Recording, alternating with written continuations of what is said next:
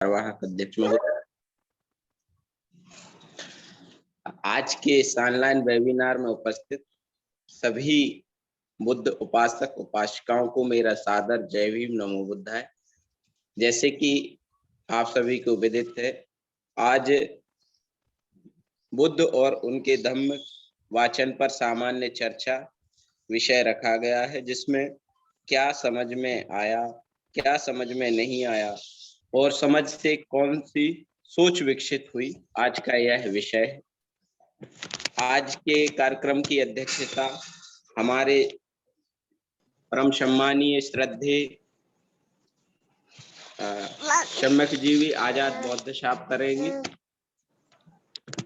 आज के कार्यक्रम के जो विशेष अतिथि हैं, उपासिका बबीता चौहान जी मध्य प्रदेश से, उपासिका रीना बौद्ध जी भरतपुर राजस्थान से और उपासक राजकल्याण बौद्ध साहब सतना मध्य प्रदेश से। तो आज के अध्यक्षता कर रहे सम्मानीय आजाद बौद्ध साहब से मैं कार्यक्रम को आगे बढ़ाने की अनुमति चाहूंगा कि कार्यक्रम को आगे बढ़ाने का अनुमति प्रदान करें। सम्मानीय सम्यक जीवी महोदय। जी, बहुत बहुत साधुवाद माननीय संचालक महोदय। आज मैं सभी महामानवों को अभिवादन करता हूं और आज की सभा में उपस्थित सभी साथियों को मेरा सादर जय भीम नमो बुद्धाय। आज की सभा के विशिष्ट अतिथि माननीय उपासिका सारिका बौद्ध जी, उपासिका माननीय बबीता चौहान जी जो कि देवास मध्य प्रदेश से हैं, उपासिका रीना बौद्ध जी जो कि भरतपुर राजस्थान से हैं,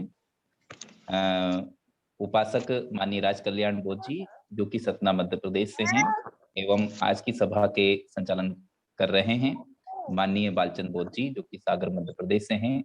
उन सबका मैं आज की सभा में स्वागत करता हूं, वंदन करता हूं, अभिनंदन करता हूं और आज की सभा को शुरू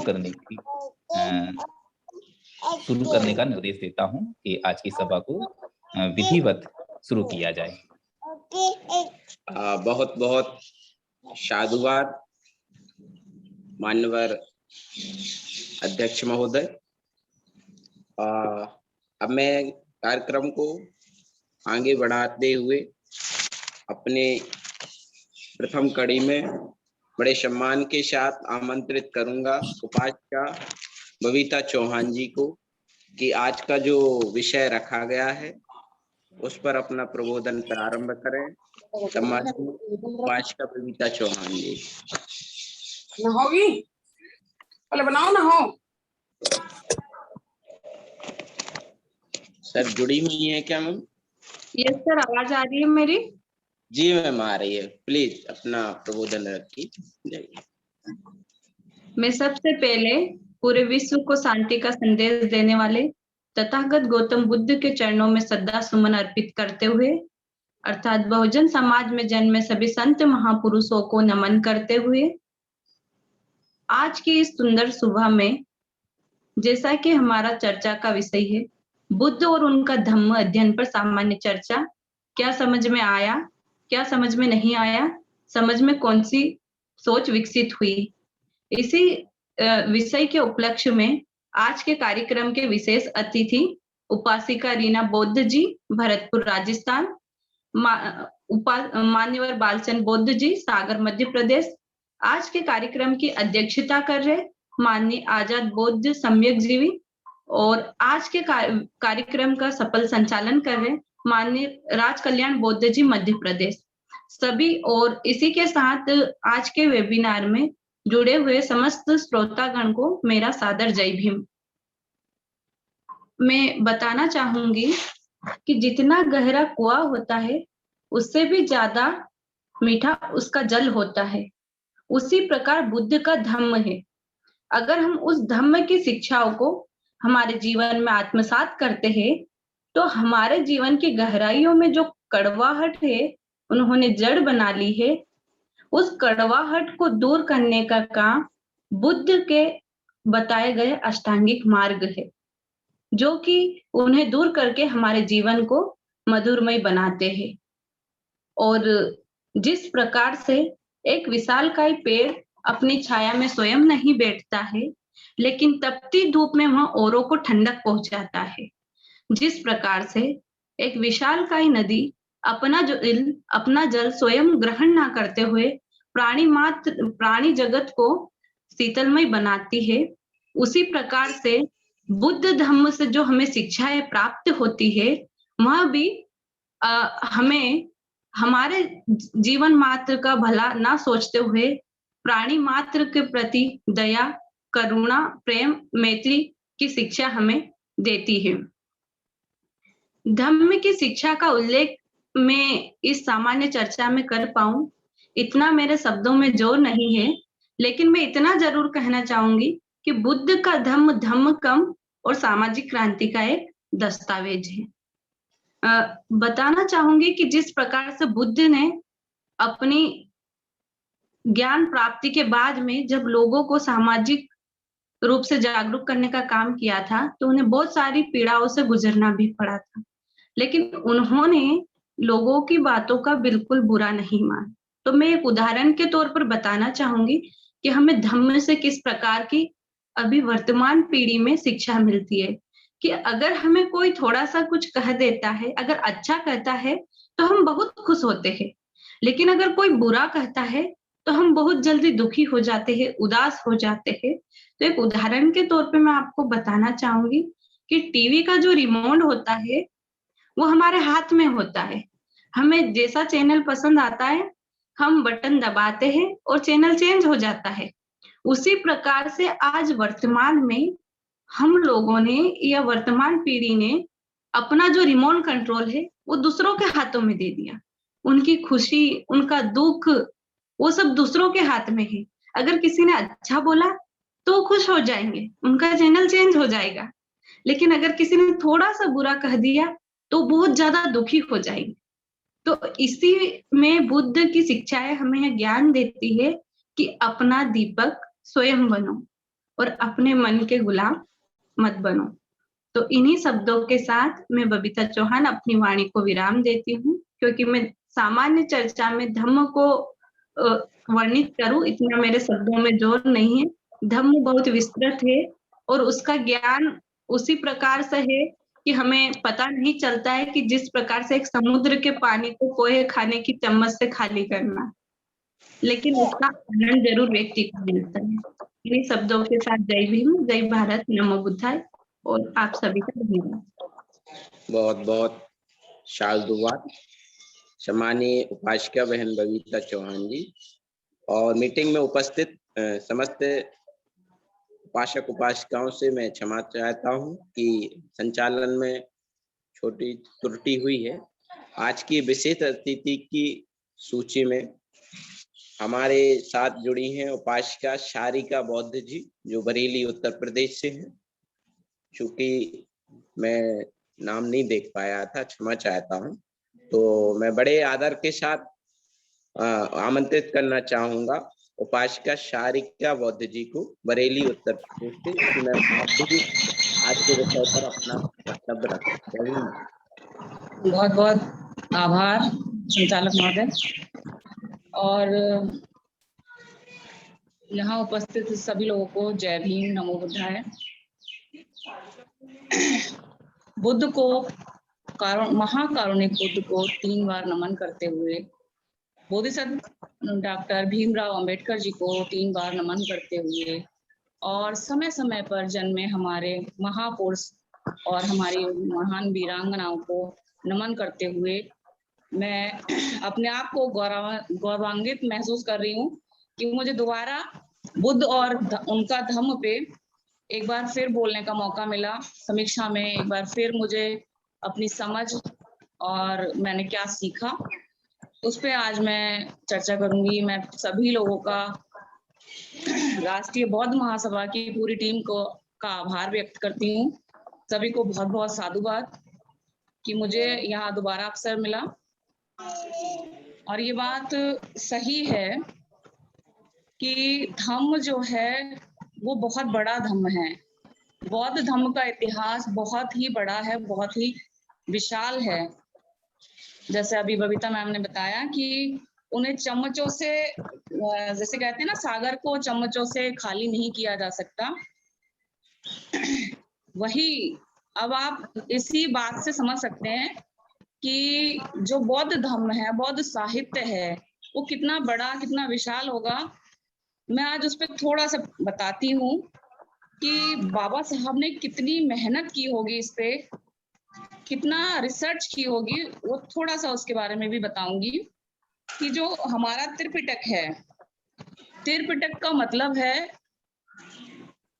उसमें 3 अलग अलग त्रिपिटक, यानी कि 3 पिटक हैं उसमें, दीर्घ पिटक, विनय पिटक और अभिधम्म पिटक, सुत्त पिटक। तो जो सुत्त पिटक है उसमें 5 निकाय हैं, दीर्घ निकाय, मध्यम निकाय, संयुक्त निकाय, अंगुत्तर निकाय, खुद्दक निकाय, इसमें 5 हैं। और अकेले खुद्दक निकाय में ही धम्मपद, सुत्त निपात जैसी 15 पुस्तकें हैं। विनय पिटक में भी महावग्ग, चुल्लवग्ग आदि 5 ग्रंथों से कम नहीं है। और अभिधम्म पिटक में तो पूरे 7 ग्रंथ हैं। इन सभी ग्रंथों का पर पृथक पृथक 8 गाथाएं हैं, जो अपने अपने मूल ग्रंथ से कई गुना बड़ी हैं, कई गुने हैं। त्रिपिटक बाह्य किंतु त्रिपिटक के ही समान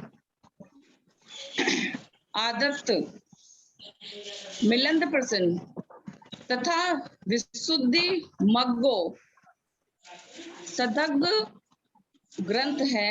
बुद्ध चरित तथा दूसरा अवधान साहित्य है।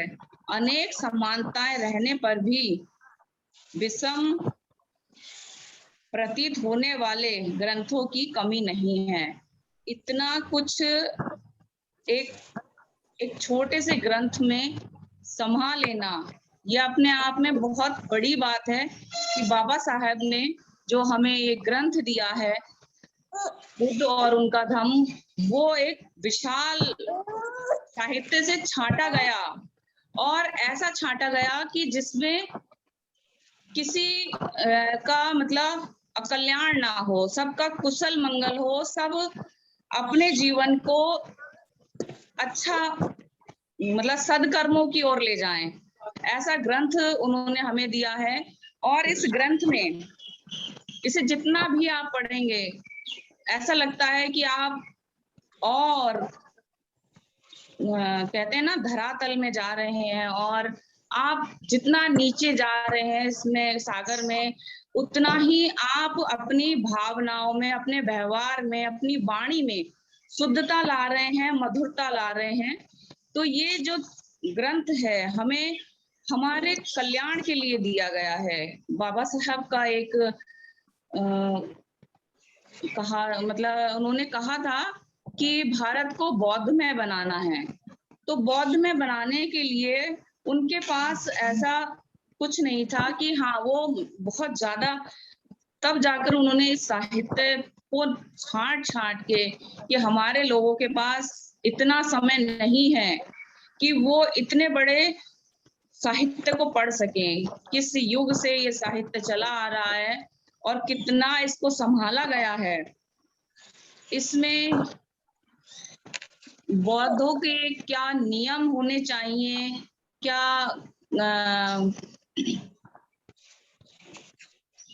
दिनचर्या होनी चाहिए, उनमें क्या शील आचरण होने चाहिए, वो सारा कुछ इसमें दिया गया है। जो चीवरधारी भिक्खु हैं उनके क्या नियम होने चाहिए, जो राज सत्ता में बैठे हैं उनके क्या नियम होने चाहिए, जो गृहस्थ लोग हैं उनके क्या नियम होने चाहिए, पति पत्नी के क्या नियम होने चाहिए, बच्चों के माता पिता के लिए क्या नियम होने चाहिए, वो सारा कुछ इसमें दिया गया है। समझने के लिए अगर हम इसे समझते हैं तो बहुत कुछ है इसमें समझने के लिए, और जिसकी समझ में नहीं आएगा वो एक ये ग्रंथ कितनी भी बार पढ़ ले वो नहीं समझ सकता। इसे समझने के लिए बहुत ज्ञानी, जैसे बुद्ध ने कहा था कि मैंने इस धम्म को प्राप्त कर लिया है, मैंने जो खोज मुझे करनी थी, जिसका मतलब मैं जो सोचता था, जिसकी मुझे तलाश थी कि मैं जन्मों जन्मांतर तक भटकता रहा, तो मैंने वो चीज मैंने प्राप्त कर ली है। मैंने बुद्धत्व को प्राप्त कर लिया है। मैंने उन सभी पारमिताओं में जो मुझे होना चाहिए था वो पा लिया है। तो ये मैं किसको दूं, कौन समझेगा इसको? जो ज्ञान मैंने प्राप्त किया है वो रास्ता बहुत कठिन है और इसे समझने के लिए लोगों को उच्च स्तर की सोच रखनी पड़ेगी।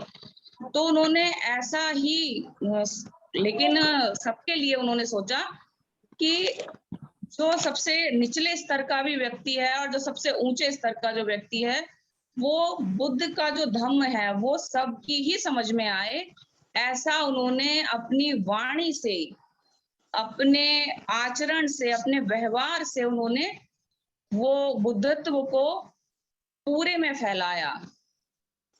जब उन्होंने ये ज्ञान प्राप्त किया तब उन्होंने अपने 5 जिनके साथ उन्होंने तपस्या शुरू करी थी अपनी, तो उनको वो ज्ञान दिया।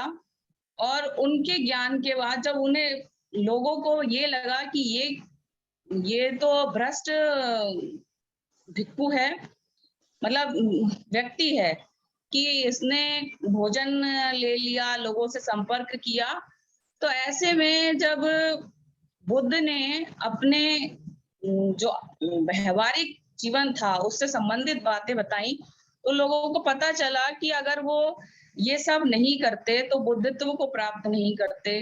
जैसे एक बार जब वो तपस्या में बैठे हुए थे तो एक संगीतकार अपने शिष्य को समझाते हुए जा रहा था कि वीणा के तारों को इतना ना कसो कि वो टूट जाए, और वीणा के तारों को ना इतना ढीला छोड़ो कि वो बेसुरा बजे। तो जो उसका उन्होंने अर्थ निकाला वो मध्यम मार्ग निकाला। मध्यम मार्ग हमारे जीवन के लिए एकदम अनुकूल है। उन्होंने ऐसे नियम बताए, बुद्ध ने जो हमारे जीवन के लिए ऐसे नियम बताए वो 38 मंगल सूत्र हैं। मैं वो यहाँ बताना चाहूंगी कि वो 38 मंगल सूत्र क्या हैं।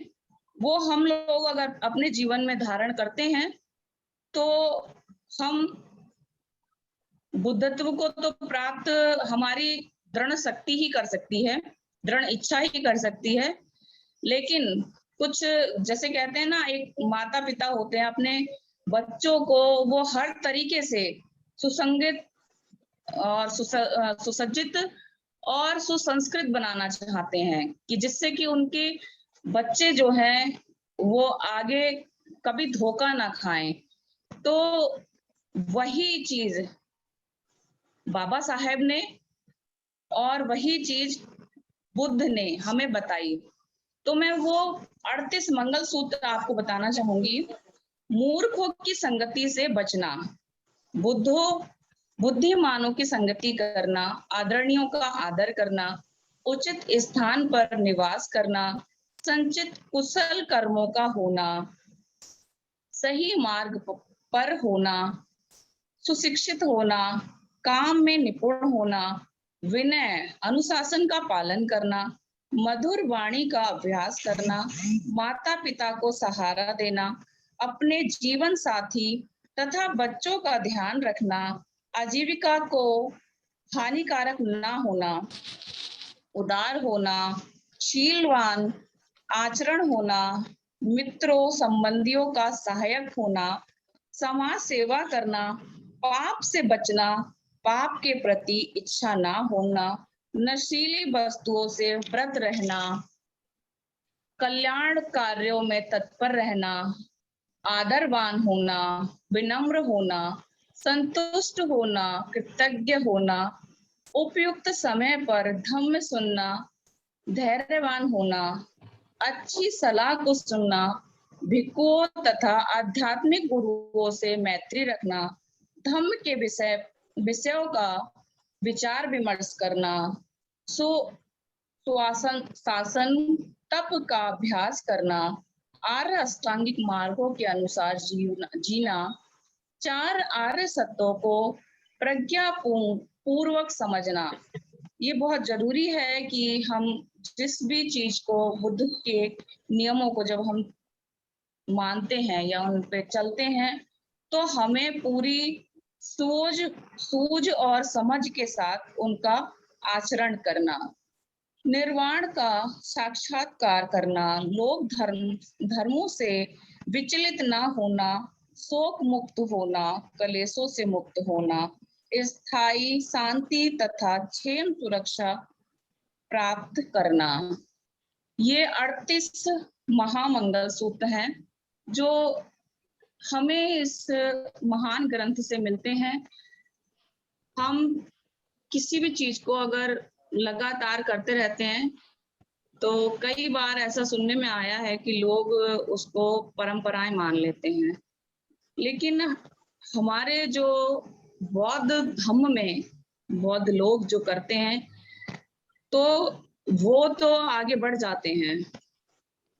वो अपने कहना चाहिए कि उनको जो भी वो सीखते हैं वो अपने बच्चों को तो देते हैं, लेकिन जब घर में हम वो माहौल बना के ही नहीं रखते हैं कि हाँ मैं यहाँ ये कहना चाहूंगी कि जब पुरुष घर से बाहर निकलता है तो वो तो घर से बाहर निकलता ही है, चाहे वो आजीविका के लिए निकले या वो सामाजिक कार्य के लिए निकले। लेकिन जब महिलाएं घर से बाहर निकलती हैं और वो सामाजिक कार्यों में अपनी भागीदारी देती हैं, तो उनके बच्चों को इस बात का एहसास होता है कि हमारे पिता तो हमारे आजीविका के लिए जा रहे हैं, हमारे खाने पीने का इंतजाम कर रहे हैं, लेकिन हमारी माँ का जो बाहर जाना है वो किस लिए वो जा रही है बाहर। तो जब उनको पता रहती है या घर में रह के वो जब इस तरीके का वाचन करती हैं या इस तरीके की मीटिंगों में जब वो भाग लेती हैं, तब उनके घर के जो माहौल होता है वो भी एकदम सुदृढ़ हो जाता है कि हाँ, हमारे कुछ ऐसी चीजें हैं जो हमारे पेरेंट्स हमारे समाज के बच्चों या हमारे समाज के लोगों के लिए या महिलाओं के लिए निकल रहे हैं, जो कि बाबा साहब ने हमारे लिए ऐसा रखा है कि महिलाएं जो हैं वो किसी भी क्षेत्र में, अगर किसी राष्ट्र का, किसी देश का, किसी समाज का अगर विकास होता है तो वो महिलाओं से माना जाता है। पुरुष अगर एक घर से, कहते हैं ना कि एक पुरुष की शिक्षा होती है तो वो केवल खुद से ही शिक्षित होता है, और जब महिला शिक्षित होती है तो वो 2 परिवार और अपने आसपास के माहौल को शिक्षित कर देती है, और उसका जो आचरण होता है, उसका जो व्यवहार होता है, वो उसकी पीढ़ी दर पीढ़ी जाता है। क्योंकि पुरुष अधिकांश घर से बाहर रहते हैं, महिलाएं ही घर में रह के, और उनके पास सुबह के टाइम मैं कहना चाहूंगी, क्योंकि बातें तो यहाँ बहुत होती हैं, लेकिन सुबह के टाइम महिलाओं को बहुत ज्यादा दिक्कत रहती है, क्योंकि ये पुरुष प्रधान देश है। पहले पुरुषों के लिए किया जाता है, फिर महिलाएं अपने लिए करती हैं, और बच्चे भी। और मैं यहाँ एक इसलिए भी ये बात कहना चाहूंगी कि जब बुद्ध ने बुद्धत्व प्राप्त के लिए गृह त्याग किया था, तो यशोधरा ने भी उनसे ये कहा कि मैं भी आपके साथ चल सकती हूँ, मैं भी ये सब त्याग कर सकती हूँ। तो अगर वो उस टाइम चली गई होती तो राहुल की परवरिश नहीं हो पाती, या फिर होती वो दूसरे लोग करते। तो ये मैं एक बात मान सकती हूँ कि महिलाएं जो हैं वो घरेलू चीजों में अटकी रह जाती हैं परिस्थितियों के बीच, और उनका ये दायित्व जब महिलाओं का दायित्व यह है कि वो इस समाज को, इस देश को आगे बढ़ाने में काम कर रही हैं, तो कुछ जो पुरुष हैं उनको भी अपने घर की महिलाओं को, अपने बच्चों को आगे बढ़ाने के लिए ये सारे काम करने चाहिए। बहुत बड़े बड़े सेमिनार होते हैं, बहुत बड़े बड़े कार्यक्रम होते हैं जिसमें पुरुषों की भागीदारी मैं समझती हूँ 75% होती होगी और महिलाओं की 25% होती है।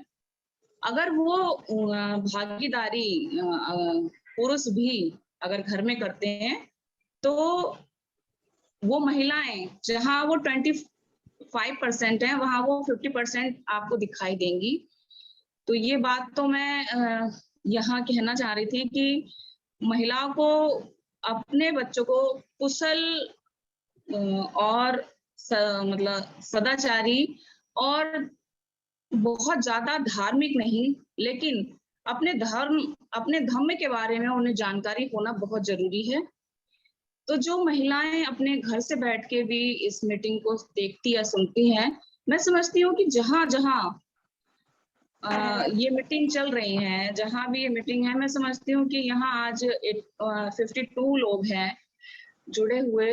मैं सभी का अभिवादन करती हूँ और मैं ये कहना चाहती हूँ कि अगर 52 लोग में से अगर देखा जाए तो अगर वो अपने पूरे परिवार के साथ बैठ के धम्म को सुनते हैं, धम्म का आचरण करते हैं, इसमें जो हमारा जो धार्मिक ग्रंथ है इसमें इतना कुछ है कि आपको कहीं और जाने की जरूरत ही नहीं है। इसमें आपके जीवन से संबंधित हर तरीके की बात लिखी है, वो आपको समझ में आनी ही, अगर आप सही से समझाते हैं, समझते हैं, तो वो वाकई में आपके जीवन को एक आदर्श जीवन बना देंगे। कुछ लोग केवल वाणी से ही आदर्श दिखते हैं, लेकिन जो बौद्ध लोग अगर बौद्ध हैं तो वो अपने आचरण से भी बौद्ध दिखने जरूरी हैं। और मुझे लगा कि मैं विषय से थोड़ा हटके बात करी, लेकिन आज मैं सिर्फ इतना ही बोलना चाहूंगी और आप लोगों ने मुझे सुना उसके लिए बहुत बहुत साधुवाद। यहाँ उपस्थित सभी लोगों को जय भीम, नमो बुद्धाय। मैं अपनी वाणी को यहीं विराम देती हूँ। बहुत बहुत साधुवाद सम्मानीय उपासिका सारिका बौद्ध मैम, आपने बात रखी। और इसी क्रम में मैं अब आमंत्रित करना चाहूंगा उपासिका रीना बौद्ध जी, जो भरतपुर राजस्थान से आप आए और आज के विषय पर अपना प्रबोधन रखें। सम्मानीय उपासिका रीना बौद्ध जी।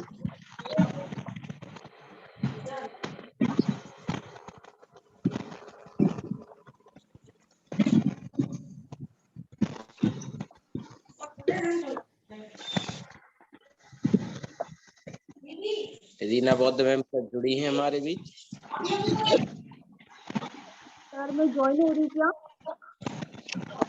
हाँ जुड़ गए जी मैम, रखिए बात रखिए, प्रबोधन रखें। अच्छा, तथागत बुद्ध महिलाओं के मुक्तिदाता महामानव बाबा साहब डॉक्टर भीमराव अम्बेडकर के चरणों में नमन करते हुए, बहुजन समाज के सभी महापुरुषों को नमन करते हुए आज प्रोग्राम पर उपस्थित सभी लोगों को मेरा जय भीम, नमो बुद्धाय। सबसे पहले तो मैं यह अवगत कराना चाहती हूँ कि आखिरकार हमें बौद्ध धर्म की आवश्यकता क्यों पड़ी। आखिरकार बाबा साहब ने भी बौद्ध धर्म को क्यों अपनाया। आखिरकार बाबा साहब को ऐसा क्या दिखा उस बौद्ध धर्म में जो कि उनको अपनाने की जरूरत पड़ी। बाबा साहब ने सभी धर्मों को पढ़ा था, भली भांति प्रकार से पढ़ा था, लेकिन उन्हें सर्वश्रेष्ठ धर्म बौद्ध धर्म ही लगा, क्योंकि यह विज्ञान की कसौटी पर खरा उतरता है। क्योंकि इसमें ये धर्म जो है मानवता, समानता, ज्ञान, न्याय पर आधारित है। इस धर्म में भ्रम के जाल में नहीं फंसाता है, ना ही ये कोई कर्मकांड पाखंडवाद में फंसाता है, ना ही ये किसी देवी देवताओं को खुश करना सिखाता है, ना ही उनसे डरना सिखाता है, और ना ही यह बौद्ध धर्म पाखंडवाद को बढ़ावा देता है। इसमें तो केवल बुद्ध की शिक्षाओं को अगर हम जीवन में उतार लें तो उससे हम भयमुक्त हो सकते हैं और भयमुक्त होकर के संपूर्ण मानव जीवन को जिया जा सकता है। बौद्ध धर्म, इसीलिए तो बौद्ध धर्म में बोला है अतः दीपो भवः। इसका मतलब अपना दीपक स्वयं बनो, आत्मनिर्भर बनो, क्योंकि अगर हम आत्मनिर्भर बनेंगे तो समाज में तरक्की कर सकते हैं, मानवता के रास्ते पर आगे बढ़ा जा सकता है। और बाबा साहब भी ये बात जानते थे, समाज की महिलाएं इस धर्म को अध्ययन करेंगी तो वो खुद तक ही सीमित ना रहेंगी, वो पूरे परिवार को इस धर्म के मार्ग पर ले जा सकती हैं। तभी तो बाबा साहब ने जो अधिकार दिए हैं उनका हमें उपयोग करना चाहिए और समाज में, राष्ट्र में उसका योगदान देना चाहिए। बौद्ध धर्म में ये दिखाया जाता है कि पाखंडवाद, अंधविश्वास, इसको परे करो, समाज से, राष्ट्र से, परिवार से। यह कार्य केवल महिला ही कर सकती है, क्योंकि महिला चाहे तो पूरे परिवार को अंधविश्वास, पाखंडवाद से दूर कर सकती है, उन्हें धर्म के मार्ग पर लेके जा सकती है, क्योंकि इतनी शक्ति है महिला के अंदर। संविधान के माध्यम से, बौद्ध धर्म के माध्यम से, यही उनकी बदौलत है कि आज मैं आपके सामने अपने विचारों को आदान प्रदान कर रही हूँ, महिलाओं के लिए मैसेज दे रही हूँ। ये कोशिश हर महिला की होनी चाहिए। बौद्ध धर्म को हम प्रत्येक घर परिवार में पहुंचाएं, खुद आत्मनिर्भर बने और गुलामी की जंजीरों को दूर करके अपने अधिकारों को समझे, जाने, पहचाने और जीवन में आगे बढ़े। क्योंकि कहा है ना, जीवन मरण हर मनुष्य की जीवन क्रम है। यदि हम चेतन होकर इस विधान को समझे तो हर एक दिवस जो है शांति, आनंद और संतोष का वास करेगा। धर्म ना तो मंदिर है, धर्म ना मस्जिद है, ना गुरुद्वारा है, ना गिरजाघर है, ना धर्म तो है एक सत्य है, ईमान है, बंधुत्व है। मन जो होता है वो सबसे ज्यादा उपजाऊ होता है, क्योंकि इसमें जो कुछ भी बोया जाता है ना वो बढ़ता जरूर है, चाहे उसमें नफरत हो, चाहे उसमें प्यार हो, चाहे कुछ भी हो। इसलिए हमें धर्म के रास्ते पर चलते रहना चाहिए। और यहाँ तक कि हमारी जैसी कि सरिता बौद्ध जी ने बोला कि 75% पुरुषों की भागीदारी रहती है और 25% महिलाओं की रहती है। ये उन्होंने बहुत हद तक सही कहा, क्योंकि अभी थोड़े दिन पहले ही डॉक्टर राजरतन सिंह अम्बेडकर जी यहाँ भरतपुर में पधारे थे, तो उसमें 95% भागीदारी पुरुषों की थी और 5%, ओनली 5% भागीदारी महिलाओं की थी, जिसमें हम भी शामिल थे। तो इसलिए उन्होंने ये बात बहुत सही कही है, क्योंकि हमारे बहुजन समाज में अभी महिलाओं को आगे लाने के लिए बहुत टाइम लगेगा, क्योंकि महिलाएं जो घर तक ही कैद हो चुकी हैं, उन्हें घर की 4 दीवारियों तक ही पूरी दुनिया को निभाना पड़ता है, उनको जो भी रोल है वही निभाना पड़ता है। मेरी पुरुषों से बस ये भी गुजारिश है कि उनको भी बौद्ध धर्म के बारे में बताया जाए, उन्हें आगे किया जाए, क्योंकि जो महिलाएं होती हैं वो घर में तो अपना सब कुछ अपना हिसाब से चलती हैं, अगर उसमें उन्हें कुछ करना होता है तो अपनी ही बात को रखेंगी, लेकिन जैसे ही बाहर निकलने की बात आती है, समाज में आने की बात आती है, तो वो पीछे हट जाती है। हालांकि वो पीछे नहीं हटती, जो हमारा पुरुष समाज है ये उनको पीछे हटाता है, क्योंकि घर में तो उनकी सारी बातों को मान लेगा, कि मतलब अगर उसकी उचित है, अनुचित है, सारी बातों को ग्रहण करेगा, उनको मानेगा। क्यों? क्योंकि हमें कलेश नहीं चाहिए। लेकिन पुरुषों को ये सोचना चाहिए कि उसकी अनुचित बातों को ना मान के उन्हें उचित बातों की तरह अग्रसर किया जाए, उन्हें बौद्ध धर्म के बारे में बताया जाए, उन्हें बाबा साहब के अधिकार जो हमें प्राप्त हुए उनके बारे में बताया जाए। और हर एक महिला घर परिवार में तो खंडन कर देती है, अपने परिवार को अलग करने में सहयोग देती है, लेकिन उन महिलाओं को अगर हम बौद्ध धर्म के बारे में बताएंगे, संविधान के बारे में बताएंगे, संविधान में उनके क्या क्या अधिकार है उनके बारे में बताएंगे, क्योंकि एक तरह से महिलाओं के पास में वैसे भी कुछ है नहीं, क्योंकि उनको तो घर चलाना है, उनको तो घर में ही रहना है। लेकिन हम अगर इन सारी जानकारियों को उनको देंगे तो उनकी जिम्मेदारियां बढ़ेंगी, और जिम्मेदारियां बढ़ेंगी तो एक परिवार को वो जोड़ के चलेंगी। उनके पास में इतना टाइम नहीं रहेगा कि वो परिवार को अलग करने की सोचें। तो वो परिवार जब एक होगा, तो परिवार एक होगा तो समाज एक होगा, और समाज एक होगा तो राष्ट्र एक होगा।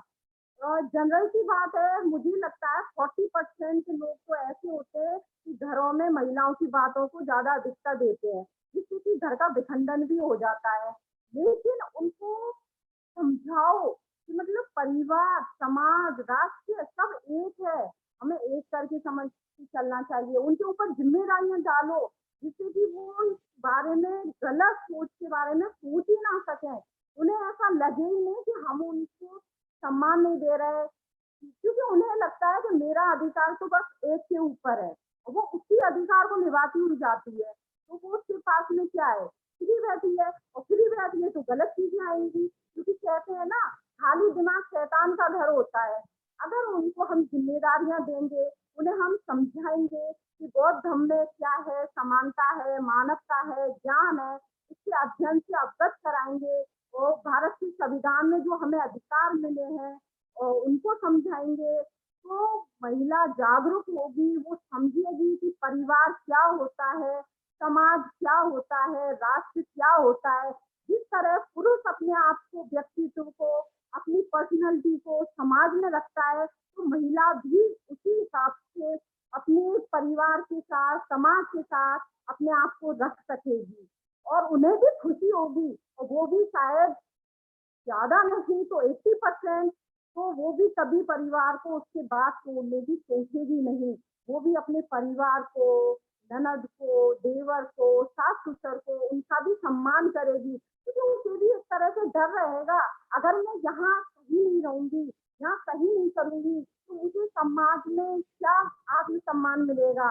तो किसी भी चीज से हम उनको प्रेरित करें, उन्हें अच्छे रास्ते पर लेकर के जाएं, और उनके साथ में हम बहुत अच्छी तरह से पेश आए, क्योंकि तभी तो कहा है, व्यक्ति का मन ही उसका सबसे बड़ा शत्रु होता है, जो उससे अनुचित कार्य करवाता है। हम जो सोचते हैं वो उसी का परिणाम होता है। अगर हमने अच्छा सोचा तो अच्छा परिणाम है, अगर हमने गलत सोचा तो उसका गलत ही परिणाम होगा। तभी तो बाबा साहब ने 14 अक्टूबर 1956 को नागपुर शहर में बौद्ध धम्म की दीक्षा ली थी, जहाँ पे हजारों लोगों की संख्या में वहाँ उपस्थित हुए थे।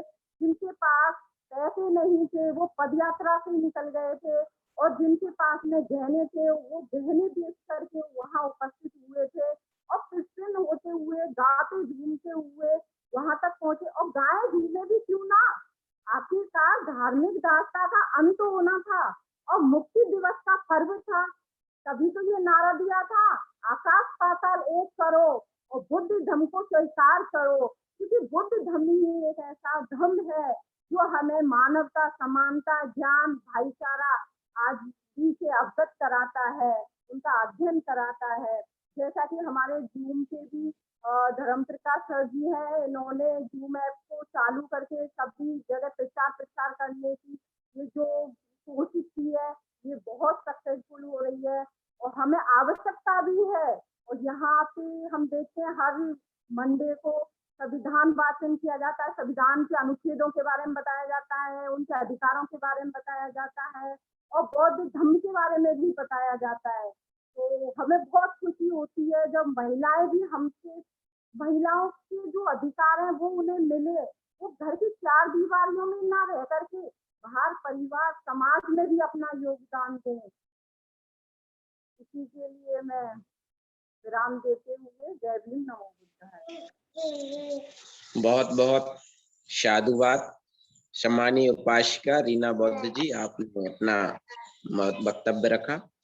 और अगले वक्ता के रूप में मैं आज के विशेष अतिथि सम्मानीय उपासक राज कल्याण बौद्ध जी को आमंत्रित करूंगा कि आप भी अपना वक्तव्य रखें। क्योंकि पूर्व में मैंने निवेदन नहीं किया है, लेकिन मैं आपसे निवेदन करूंगा कि समय का भी विशेष ध्यान रखें।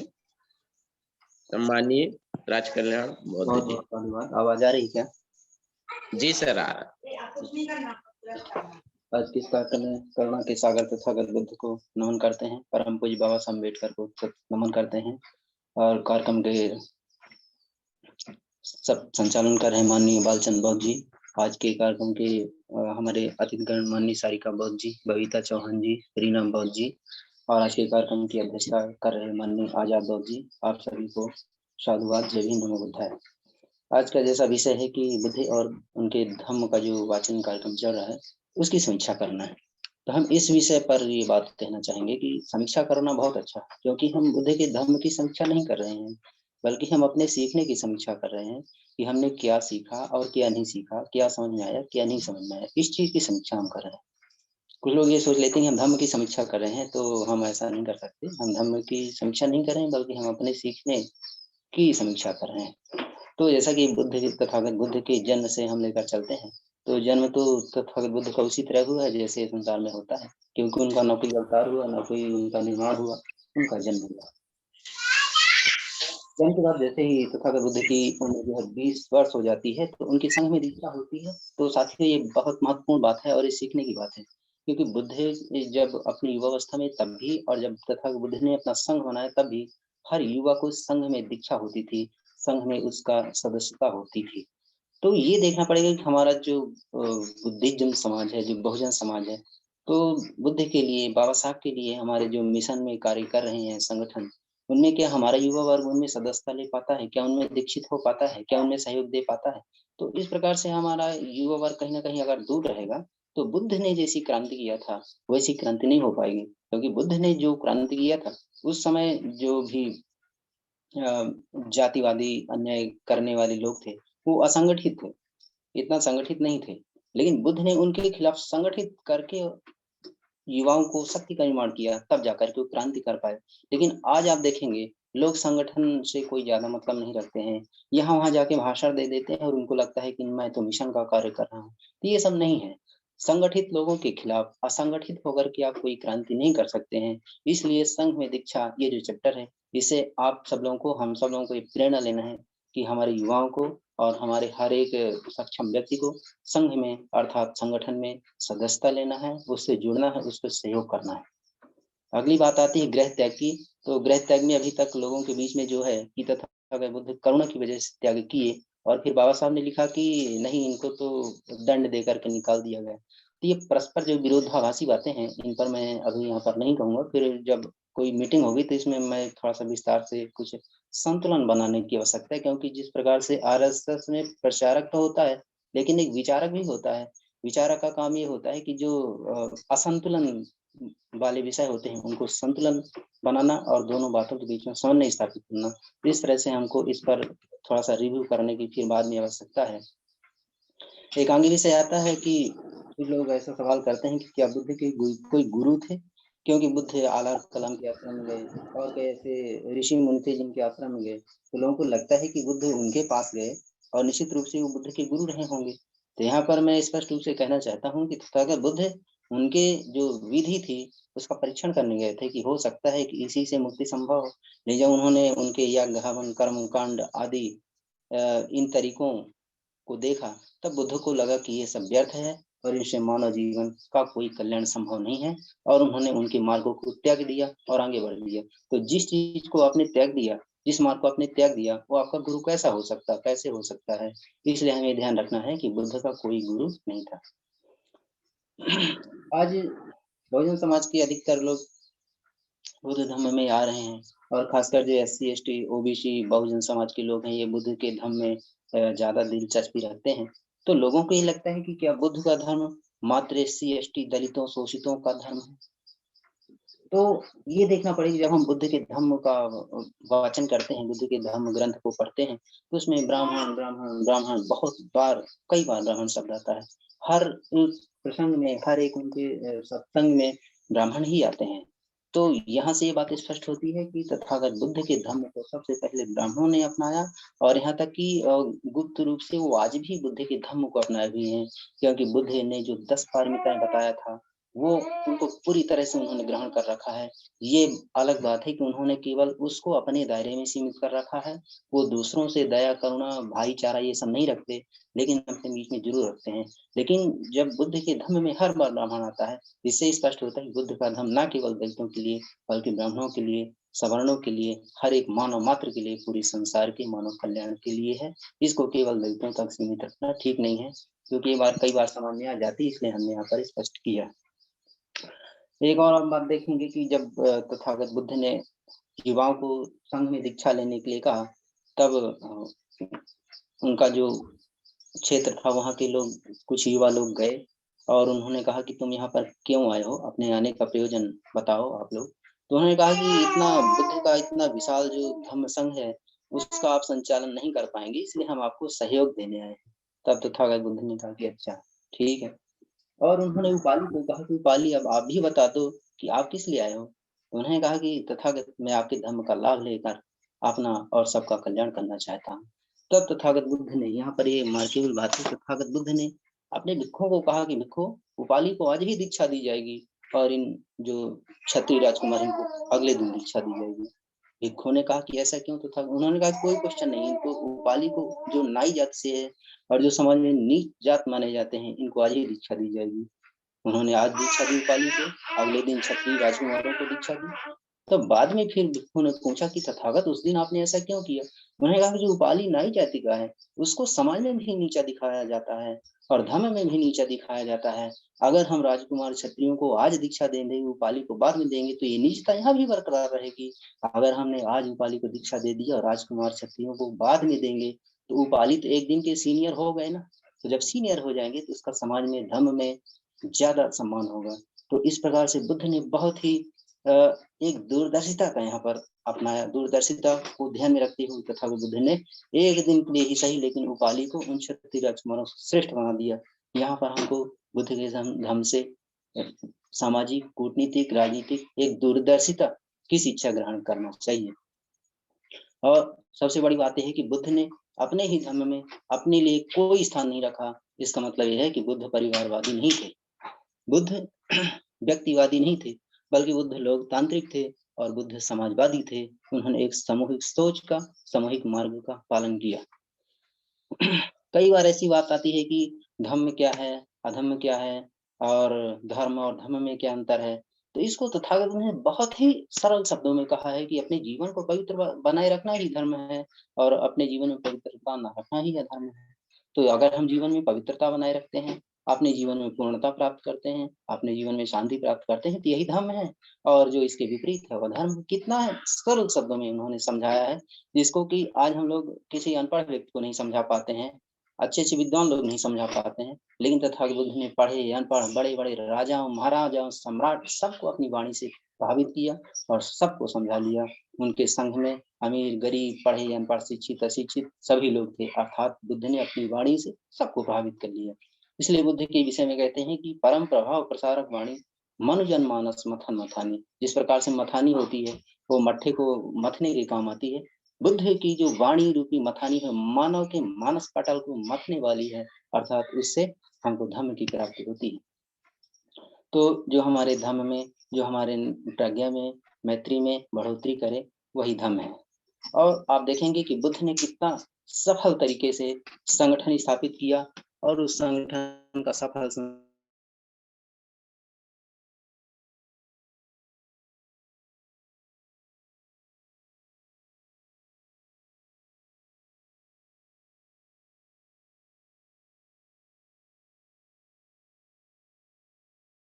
अद्वितीय व्यक्तित्व वाले व्यक्ति थे। उनके भी विरोधी हुए हैं। ऐसा नहीं है कि कोई व्यक्ति अगर अच्छा हो जाएगा तो उसके विरोधी नहीं होंगे, उसके विरोधाभास करने वाले लोग नहीं होंगे। तो बुद्ध के विरोधी हुए हैं, लेकिन विरोधियों को बुद्ध ने मारा नहीं, पीटा नहीं। जैसे आप देवी देवताओं को देखते हैं कि वो किसी विरोध करने वाले राक्षस को सीधे तलवार मार देते हैं। बुद्ध ने किसी को मारा नहीं, बुद्ध ने अंगुलीमाल को नहीं मारा। अर्थात जितने भी उनके चाहे विरोधी रहे हों, चाहे अंगुलीमाल रहे, चाहे जो कुछ, उन्होंने अपनी सम्यक वाणी के प्रभाव से ही सबको अपने मार्ग में ला लिया, अर्थात सही मार्ग में ला लिया। तो इस प्रकार से ये देखा जाता है कि बुद्ध ने सामूहिक रूप से जो संगठन स्थापित किया, बुद्ध धर्म की स्थापना की, वह युगों युगों तक बुद्ध की विचारधारा को इस संसार में स्थापित करने का कार्य करेगा और कर रहा है। बुद्ध के जो समकालीन लोग थे और उनके भी पहले या कि बाद में आप जिनको देखें, जैसे हमारे यहाँ बहुत सारे देवी देवता होते हैं, रामकृष्ण हो गए, गणेश हो गए, शंकर हो गए, जितने भी हो, कोई किसी का नाम लेने की आवश्यकता नहीं भी है। किसी ने सामाजिक मुद्दों पर बात नहीं की है। बुद्ध के समय में भी गरीबी थी, जातिवाद था, छुआछूत था, अन्याय था, भेदभाव था, सब था, लेकिन राम ने गरीबी पर कुछ नहीं कहा। आज जितने देवी देवता हैं उन्होंने गरीबी पर, छुआछूत पर कुछ नहीं कहा। इससे ये बात स्पष्ट होती है, दो बातें स्पष्ट होती है, या कि उनको ज्ञान ना रहा होगा, या कि फिर वो लोग उन पर कुछ कहना नहीं चाहते, उनके लिए ये सब ठीक है। लेकिन बुद्ध ने बहुत ही मुखर और बहुत ही प्रखर वाणी से छुआछूत, अन्याय, जातिवाद, शोषण, अपमान, इन सबका विरोध किया और इनके खिलाफ क्रांति की, और वो इस क्रांति में सफल भी हुए। इसका मतलब बुद्ध को जो अपनी समकालीन परिस्थितियां हैं, जो सामाजिक वातावरण है, उसका एक ज्ञान था, और वो जो बुद्ध का धर्म है वो मानव कल्याण के लिए है। बुद्ध का धर्म सिर्फ पूजा पाठ के लिए नहीं है।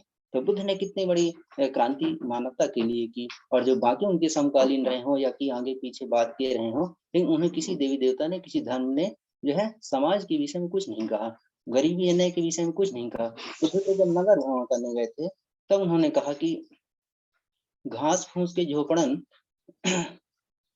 रही मलन मनमारी, और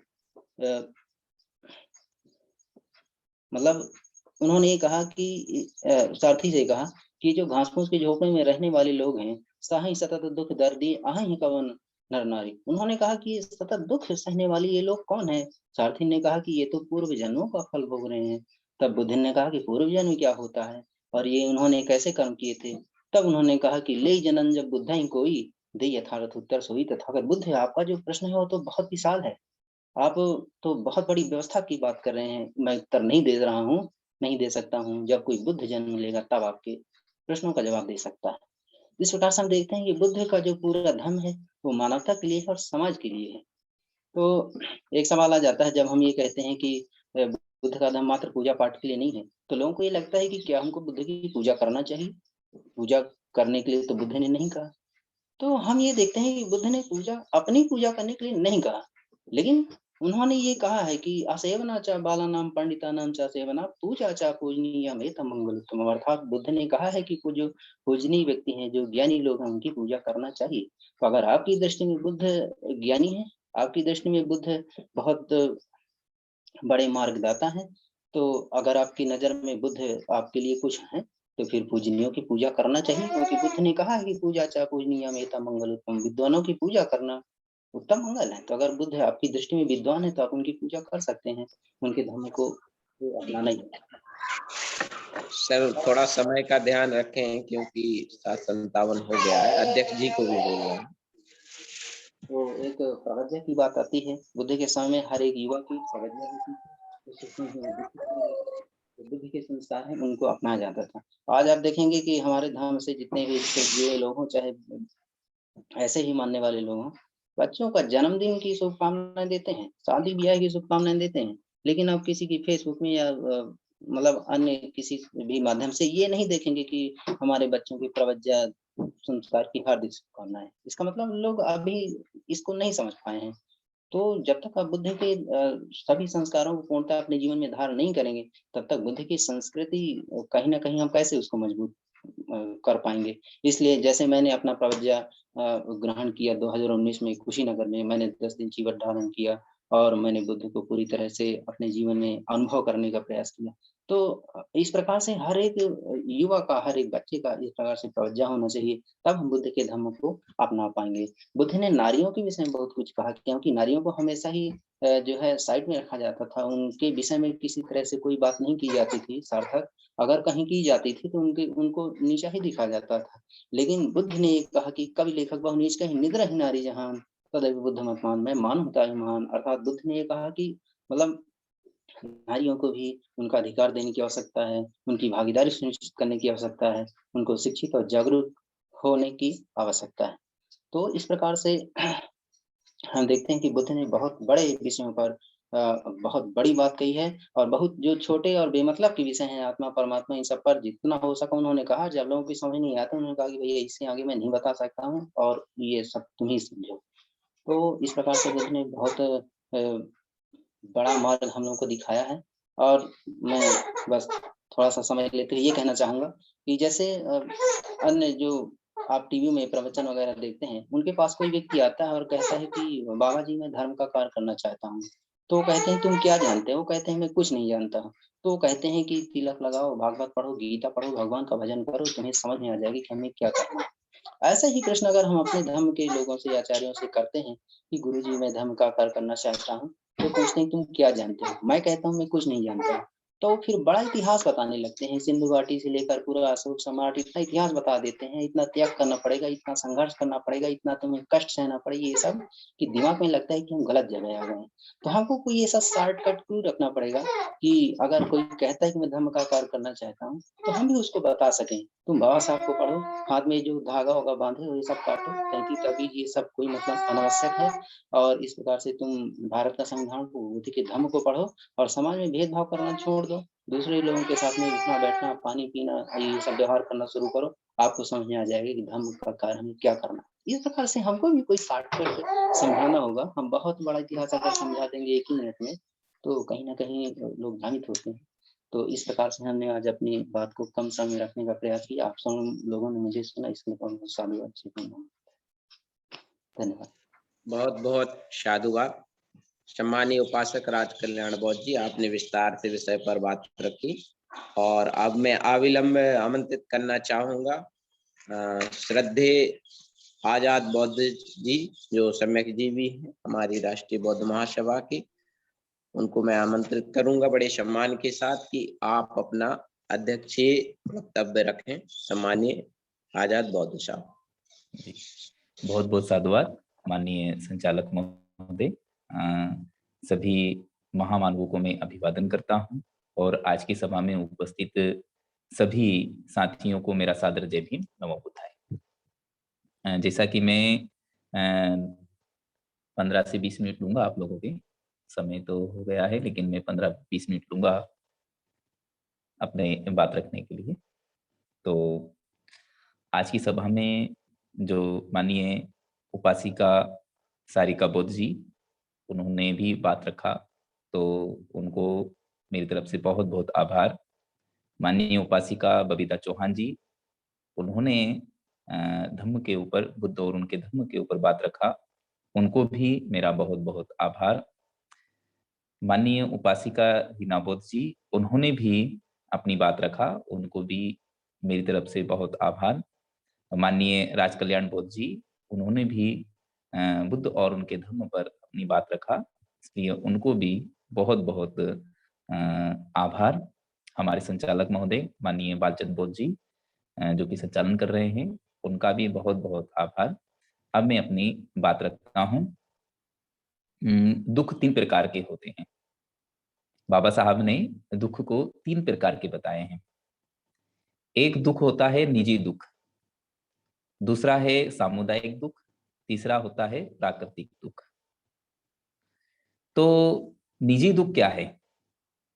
निजी दुख जो होता है वो गरीबी, भुखमरी, बीमारी, चोरी, व्यभिचार, झूठ, नशा, आलस्य, आसक्ति, मोह, प्रेम, महत्वाकांक्षा, ईर्ष्या, द्वेष, नकारात्मक सोच, जरूरत से ज्यादा बोलना, अनर्गल बोलना, कटु बोलना, बेकार की बातें करना, शॉर्टकट अपनाना, ये जो दुख हैं, इनसे जो दुख होता है ये निजी दुख होता है।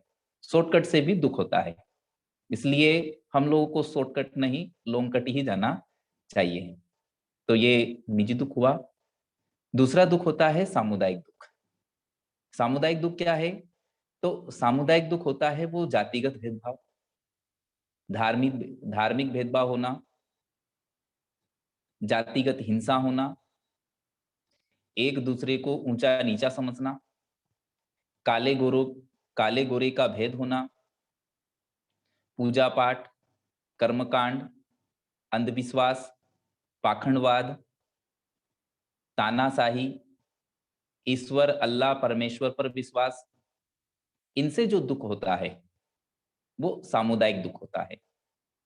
और सबसे ज्यादा जो दुख होता है वो जातिगत भेदभाव होने से होता है। अब आपकी जाति रहेगी तो भेदभाव होगा, और जाति नहीं रहेगी तो फिर भेदभाव नहीं होगा। यानी जो जातिगत भेदभाव होता है वो भेदभाव आपके साथ नहीं होगा, वो अस्पृश्यता, वो अनटचेबिलिटी आपके साथ नहीं होगी। जातिगत भेदभाव नहीं हो, इसके लिए बाबा साहब ने एनिहिलेशन ऑफ कास्ट में जाति के ऊपर अपना एक वक्तव्य दिया था। वो वक्तव्य हम सभी लोगों को याद रखना चाहिए। क्या कहा था बाबा साहब ने? बाबा साहब ने कहा था, this castes are anti national in first place because they bring about separation in the social life. They are anti-national because they are generate jealousy and antipathy between caste and caste. यानी ये जो जातियां हैं ये प्रथम तौर पर राष्ट्र विरोधी हैं, और ये जो जातियां हैं ये क्या करती हैं? जो हमारी सामाजिक लाइफ है, सोशल लाइफ है, सामाजिक जीवन है, उसको सेपरेट करती हैं, उसको बांटती हैं, उसको पृथक पृथक करती हैं। और कैसी हैं? ये एंटी नेशनल है। और क्या करती हैं? तो ये घृणा और द्वेष, इसके बीच में, जाति जाति के बीच में घृणा और द्वेष पैदा करती हैं। कौन करती हैं? जाति। अब बाबा साहब तो जाति को एंटी नेशनल कहते हैं, यानी राष्ट्र विरोधी, राष्ट्र विरोधी यानी देशद्रोही। तो जो लोग जाति को मानते हैं, जो लोग सरनेम को मानते हैं, जो लोग अपने इस नाम के पीछे सरनेम लगाते हैं, तो बाबा साहब के शब्दों में तो वो सभी लोग क्या हो गए? एंटी नेशनल हो गए, राष्ट्र विरोधी हो गए। तो इस बात को हमें ध्यान रखना चाहिए और अपनी जाति को खत्म करना चाहिए। जैसे जो लोग आज हमारे भी कोई बहुत सारे कार्यकर्ता हैं, राष्ट्रीय बौद्ध महासभा के भी कई कार्यकर्ता हैं जो राजौरिया लगाते हैं, प्रजापति लगाते हैं, मौर्य लगाते हैं, और जैसे चौहान लगाते हैं, अहिरवार लगाते हैं, चमार लगाते हैं, जाटव लगाते हैं, दोहरे लगाते हैं, मालवी लगाते हैं, यादव लगाते हैं, कुशवा लगाते हैं, साक्य लगाते हैं, संकवार लगाते हैं, स्लोरिया लगाते हैं, मेसराम लगाते हैं, गेडाम लगाते हैं, माहौर लगाते हैं, बघेल लगाते हैं, वर्मा लगाते हैं। तो ये सारे जो सरनेम हमारे जो कार्यकर्ता लोग लगाते हैं, या सदस्य लोग लगाते हैं, या पदाधिकारी लोग लगाते हैं, तो क्या उनको ये लगाना चाहिए? बाबा साहब तो कास्ट को एंटी नेशनल कहते हैं, तो जाति या उपजाति जो भी आप लगाते हैं उनको नहीं लगाना चाहिए। खास करके जो आरबीएम के जो सदस्य हैं, जो पदाधिकारी हैं, उनको इन उपजातियों को, इन सरनेमों को सबसे पहले खत्म करना चाहिए। तभी हम जाति विहीन समाज का निर्माण करेंगे। तो ये जो जातिगत भेदभाव से जो दुख होता है वो सामुदायिक दुख होता है। तो मैं आशा उम्मीद कर सकता हूं कि हमारे जो राष्ट्रीय बौद्ध महासभा के जो सदस्य हैं, पदाधिकारी हैं, कार्यकर्ता हैं, प्रचारक हैं, वो सभी अपनी जाति उपजाति को, जाति का और उपजाति का त्याग करेंगे। तीसरा जो दुख होता है वो प्राकृतिक दुख होता है। प्राकृतिक दुख क्या होता है? तो प्राकृतिक दुख है, आप ट्रेन में जा रहे हैं तो ट्रेन का हादसा हो गया, तो एक प्राकृतिक दुख है। किसी की ट्रेन छूट गई तो वो उसको लेकर के दुखी होगा। कोई हवाई जहाज से जा रहा है, हवाई जहाज क्रैश हो गया, उसको कुछ परेशानी हो गई तो उससे उसको दुख उत्पन्न होगा। कोई नाव में जा रहा है, नाव डूब गई तो उससे उसको दुख होगा। बाढ़ आ गई तो बाढ़ से दुख होगा। आग लग गई तो आग से भी दुख होता है। पानी, गर्मी, सर्दी, बारिश, यानी ज्यादा बारिश हो गई तो उससे भी लोग दुखी होते हैं। तो ये जो दुख होता है ये प्राकृतिक दुख होता है। तो निजी दुख, सामुदायिक दुख और प्राकृतिक दुख, इन तीनों दुखों का निवारण बुद्ध और उनके धम्म में है। इन तीनों दुखों का निवारण बुद्ध और उनके धम्म से हो सकता है, लेकिन बुद्ध और उनके धम्म को हमें पढ़ना पड़ेगा, उसको समझना पड़ेगा, समझ करके उसको जो है उसके ऊपर चलना पड़ेगा, उसका अनुसरण करना पड़ेगा। जब उसको आप पढ़ेंगे, समझेंगे, अनुसरण करेंगे तो आपके जीवन में कभी भी ना तो निजी दुख आएगा, ना सामुदायिक दुख आएगा, ना प्राकृतिक दुख आएगा। तो मैं इतनी ही बात कहूंगा। और एक बात और मैं कहना चाहूंगा कि बुद्ध और उनके धम्म की लाइन से अलग हटकर हमें कोई दूसरा विचार बुद्ध और उनके धम्म में नहीं जोड़ना चाहिए। इस बात का भी हम लोगों को ध्यान रखना चाहिए। आप लोगों ने मुझे समय दिया, आप लोगों ने मुझे सुना, इसलिए सभी का बहुत बहुत साधुवाद, बहुत बहुत मंगल कामनाएं। जय भीम, नमो बुद्धाय। साधु साधु साधु, बहुत बहुत साधुवाद सम्माननीय सम्यक जीवी महोदय, आपने विस्तार से आज के विषय पर बात रखी। और अब मैं कार्यक्रम के अंत में आज का आभार व्यक्त करने के लिए आमंत्रित करूंगा। हमारे बीच उपस्थित हैं हमारे राष्ट्रीय उपाध्यक्ष महोदय, राष्ट्रीय बौद्ध महासभा धम्मप्रिय एम.आर. प्रशांत साहब कि सर आप आए और आज की इस कार्यक्रम में उपस्थित सभी सम्मानीय उपासक उपासिकाओं का आभार एवं अपना आशीर्वचन हम लोगों के समक्ष रखें।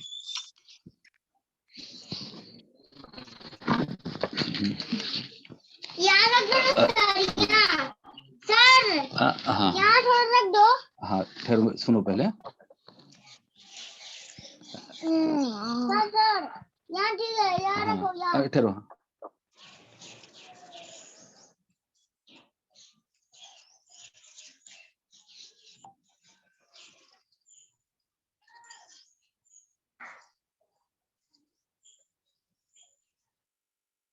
माइक म्यूट है सर आपका, माइक को अनम्यूट करें। जी सर, सुनाई दे रहा है सर? हाँ सर आवाज ये कौन आ रहा है सर? जी सर आवाज आ रही है।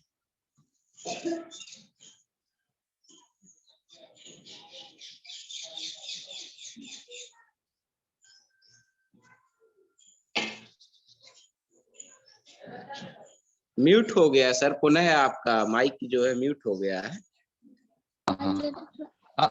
अभी आवाज आ रही है सर? यस सर आ रहा है। सर्वप्रथम महाकारुणिक तथागत गौतम बुद्ध वो हमारे मुक्तिदाता बोधिसत्व डॉक्टर बाबा साहब अम्बेडकर को मेरा त्योहार बंदन, और हमारे भारत और संसार में पैदा हुए सभी महामानवों को प्रणाम। और आज के वेबिनार में हमारे जो जितने भी पार्टिसिपेंट जो है, हमारे उपासिका जो ध्यान बबीता चौहान जी, सारिका बोध और हमारे सम्यक जी भी आजाद बोध, तो ये इनको मेरा जय भीम नमो बुद्धाय। सभी जो हमारे पार्टिसिपेंट हैं सभी को नमो बुद्धाय, जय भीम। और आज का जो विषय सबसे अच्छा रहा, इसलिए कि हमें एक ज्ञानवर्धक जो अनुभव जो इतने साल हम बुद्ध और उनका धम्म के बारे में जो वाचन किए, इसका जो सारांश जो है, जिस्ट जो कहा जाता है, आज हमको जानने को मिला।